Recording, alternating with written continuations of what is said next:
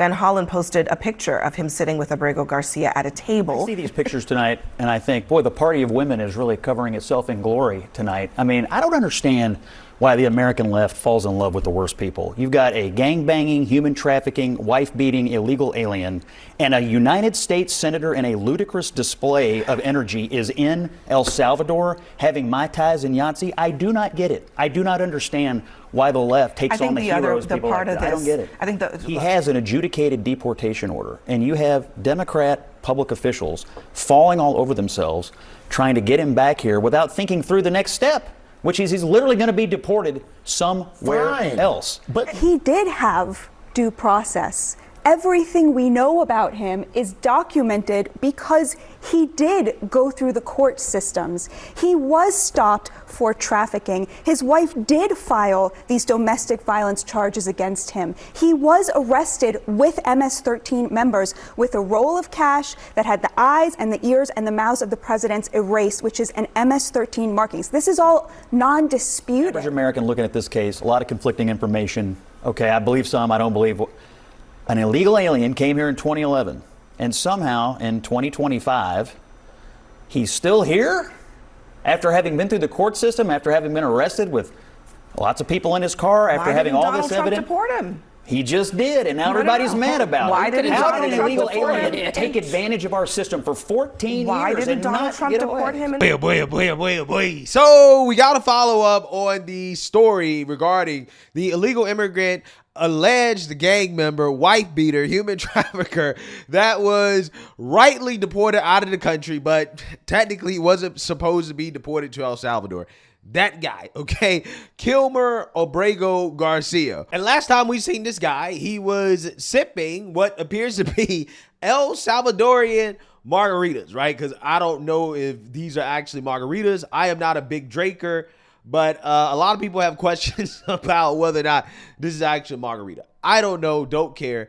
All I know is that this is hilarious, okay? Because Nayib Bukele has played the media. Right now, the media, they are talking about this photo. They're talking about this situation. This illegal immigrant gang member having margaritas with a Democrat senator, who has not shown this much compassion or concern for actual American citizens. Yeah, that is something that the media, they really don't want you to see, okay? They don't even want you to know that he is an illegal immigrant, that he is an El Salvador citizen, he is in his home country, and that there's strong reason to believe that this dude is a gang member. Earlier in the show tonight, we had the breaking news that Senator Van Hollen has accomplished at least that stated goal. He was initially turned away from this prison in El Salvador today, but then hours later, the El Salvadoran government arranged for Mr. Abrego Garcia to get out of the prison in order to meet Senator Van Hollen, somewhat bizarrely,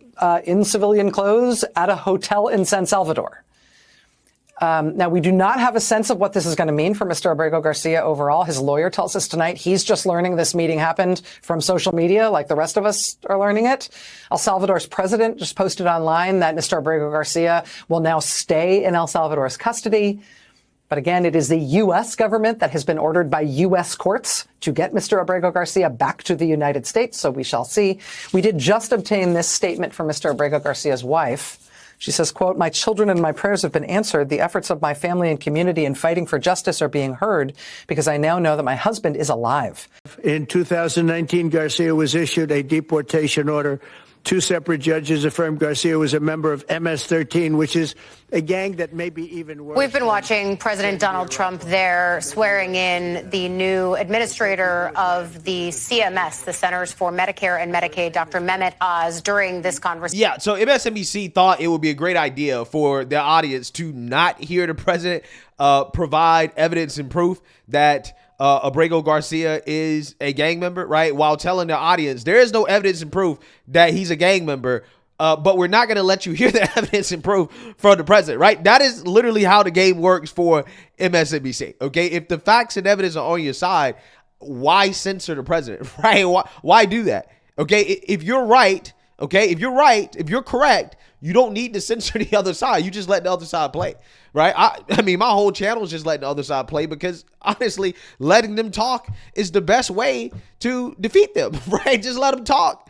Just let them talk. Right? Again, apparently MSNBC hasn't learned that lesson, okay? They don't want you to know that there are strong reasons to believe that, again, this guy is a gang member, okay? And apparently his wife doesn't want the audience to know that he also is allegedly a wife beater as well. I have to ask it. You did take out a temporary order of protection against your husband in 2021. Were you in fear of your husband?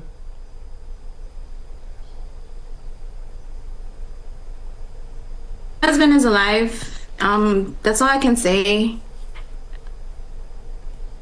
Okay, and I'm not going to push on that apparently, but how much hope? Yeah, so apparently they want you to know as little as possible about this guy, right? Outside of the propaganda. Outside of propaganda, they don't want you to know anything. They don't want to talk about anything. They don't want to let the president talk about anything. They don't want you to hear anything that does not go along with this idea that he's just a Maryland man, right? A Maryland father. Okay, got a beautiful wife, kids. You know, he's American, basically, as far as they're concerned. Okay, they're flying all the way to El Salvador to get him, right? And you have more Democrats that are lining up to go rescue the illegal immigrants from El Salvador, right?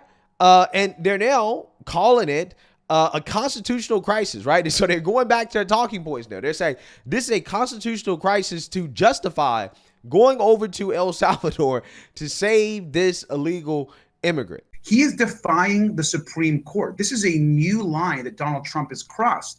And all Americans should be incredibly concerned that this is at the beginning of a constitutional crisis, as far as I'm concerned, where you have the president defying the court. He should bring back someone that was sent there wrongly by the Trump administration back home to go through due process.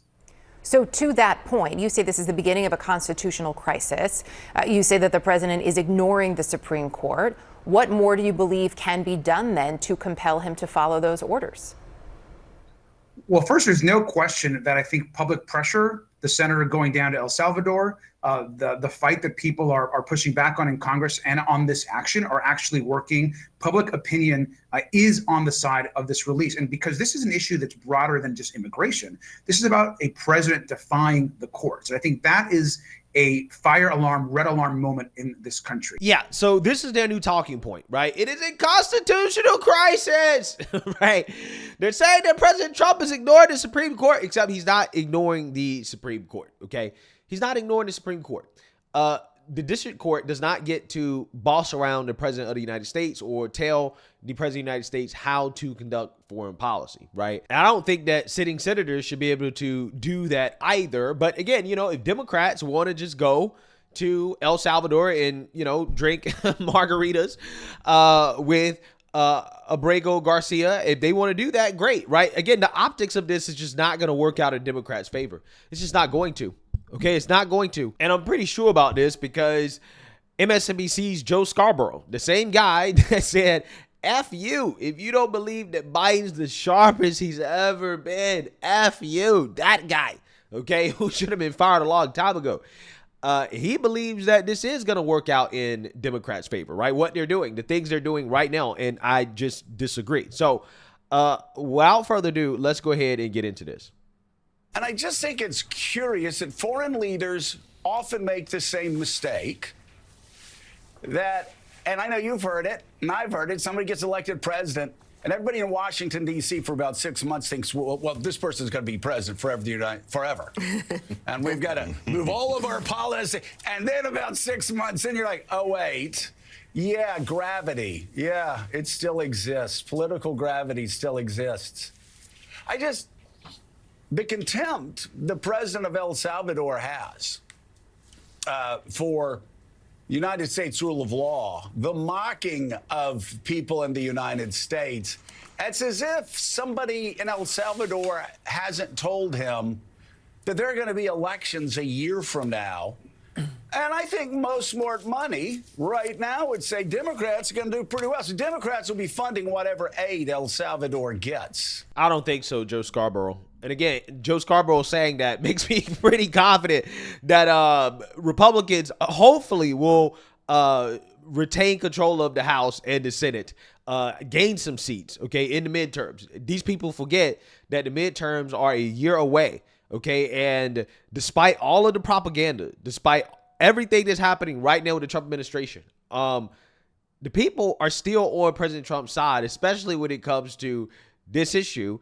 Let's talk about Trump voters and how they feel. Do they regret their vote? I mean, this is the big question, right? I hear all these stories, all these articles. All the Trump voters, they regret what they did back in 2024. I'm here to tell you, very few of them regret what they did back in 2024. What are we talking about? Trump voters looking back at 2024. We got a new poll out. The poll was conducted this month. What percentage would change their vote to a different candidate? We're talking just 2%, just 2%. That's not even a wide spot on the road. And then there's this additional 1% who say they would rather not vote. We're talking overall under 5% might or would have changed their vote, Donald Trump voters back in 2024. And then you ask, okay, the same question to Kamala Harris voters, and it turns out the numbers are rather similar. So if there was a repeat, if folks got to be able to redo their vote that they had back in 2024, would the result be any different?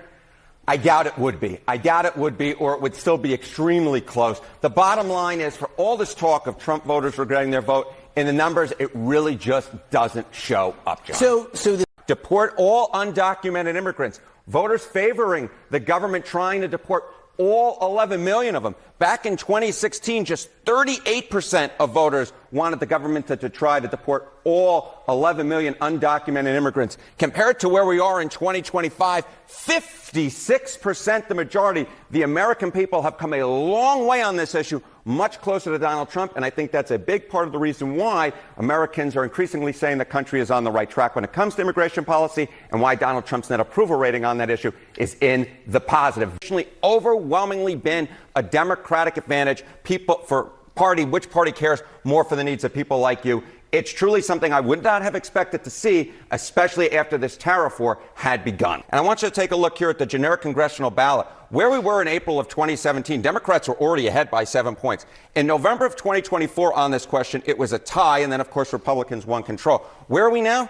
It's Democrats, but just by a point. This looks very much still like what we saw in 2024, not like what we saw in 2017. If Democrats think they automatically have a ticket back to control of the House, I'd say, hold on a second. Republicans still have a real shot at this, despite all of Trump's theatrics over the last month with this tariff war. Yeah, so I think that Joe Scarborough is wrong, right? Joe Scarborough coming out here and saying that he thinks that Democrats are going to win makes me more confident that I'm right, that they're probably not going to win, that Republicans are going to retain control, right? Republicans retaining control would be a win, okay, in the House and the Senate. And also on top of that, I think Nayib Bukele understands that President Trump is going to be in office for the next 4 years, okay? And that one of the ways that you can become more popular or popular with the people is to crack down on crime, right? To get rid of the bad hombres, okay?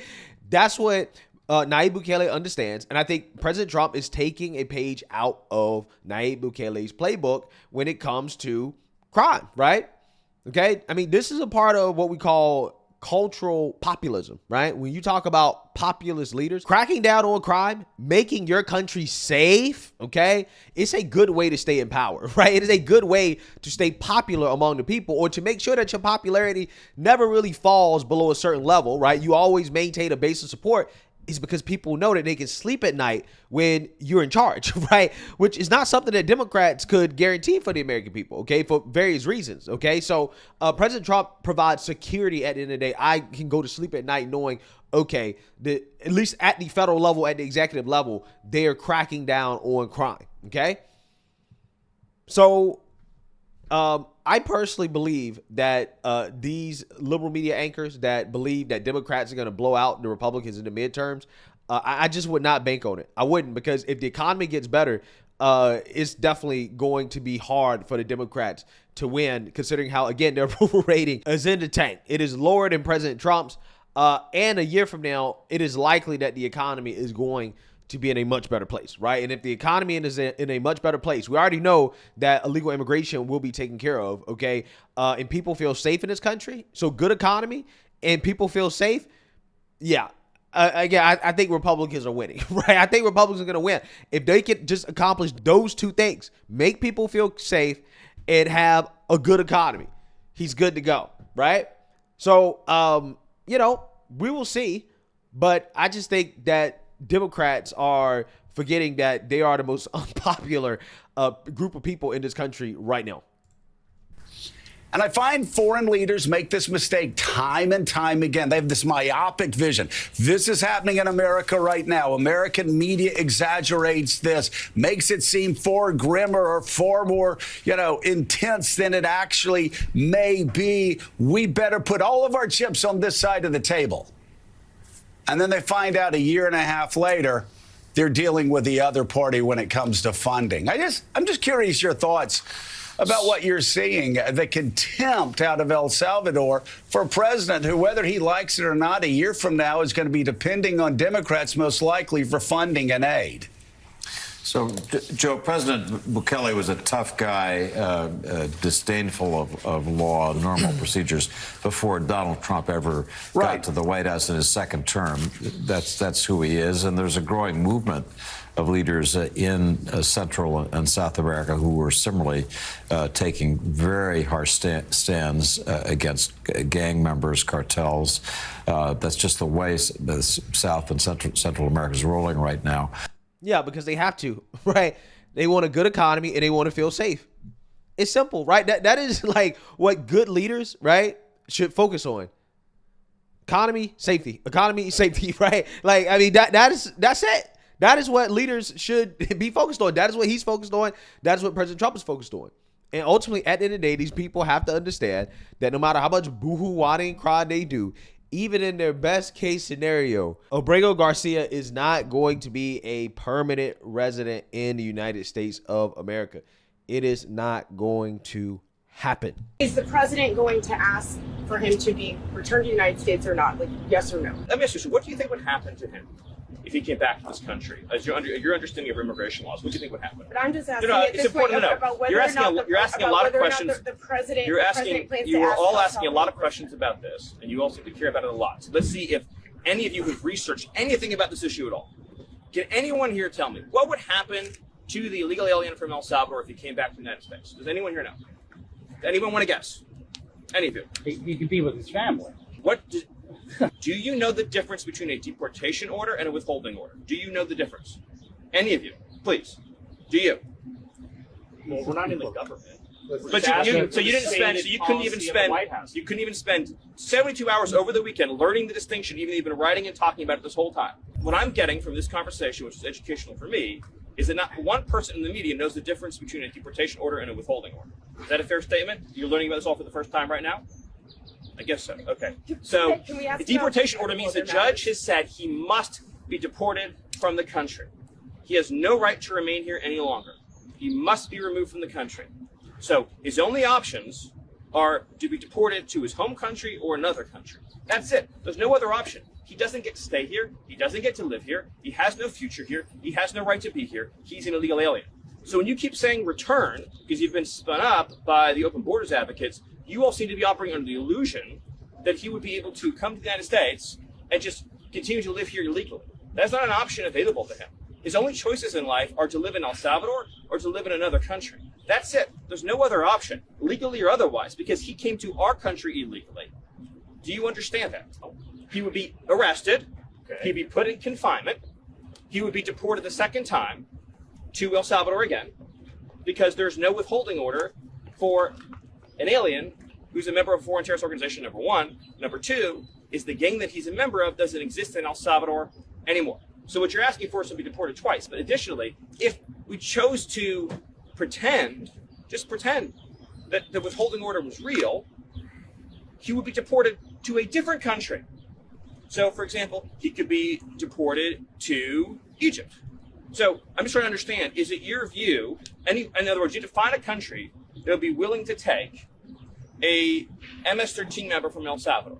So I'm trying to understand from you all is, so if he came back and under our laws, he was then deported to Egypt or to Somalia, would you then be saying, great, I'm so glad that you deported him to another country? Is that what you'd all be saying?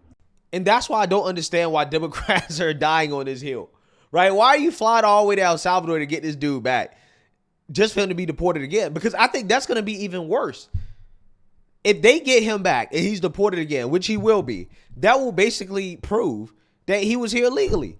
And then if they deport him to Africa, Democrats will not have an argument for why he shouldn't be deported to Africa, because the withholding order says that he can be deported anywhere, right? Just not El Salvador. So, the thing is that really, really, really gets me is that I don't understand why the Democrats, they don't understand opposing Trump on everything is not a good idea. I know they think they're standing on principle of rule of law, but you're not standing on the principle of rule of law when we're in this situation because you broke the rule of law. Like, you don't care about the rule of law. Okay. Allowing tens of millions of illegals into this country shows that you do not care about the rule of law. Like, so you can't now all of a sudden try to convince people that you care. No, you don't care. Okay. You do not care. In fact, all you care about are the illegals, which is why you're willing to not adhere to the rule of law to let them into the country. So you can't play this card. This is why it doesn't work. It doesn't work. And that's what Democrats don't understand. I don't get it. I really don't get it. How is it that anybody can trust Democrats going into the future, right? You thinking about what happened, okay? What happened when Democrats controlled this country? What happened to the border? What happened with the economy, right? You think about all these things. How can you trust any Democrat when they come out and say that they're going to secure the border? When they lied to you about the president's ability to secure the border in the first place. They said, oh, we need legislation. It can't be secured unless there's legislation. That was a lie. We know for a fact that was a lie because the first day President Trump got in office, he secured the border through executive actions, the same actions that Joe Biden could have took, but he chose not to. So now Democrats are going to tell us, after showing us that they haven't changed, that they've gotten more extreme, they care about the illegals so much, they'll fly across the globe to go bring them back here, right? You mean to tell me they're going to close the border? That they're going to stop letting these types of people into our country? Really? Really? Again, this is what Democrats don't understand, man. This is what they don't get. But hey, it is what it is. They will continue to cry about this guy, and they're just going to look sillier and sillier and sillier. But let me know what you guys think. Make sure you like, comment, and subscribe. Most importantly, share a Black conservative perspective. Peace.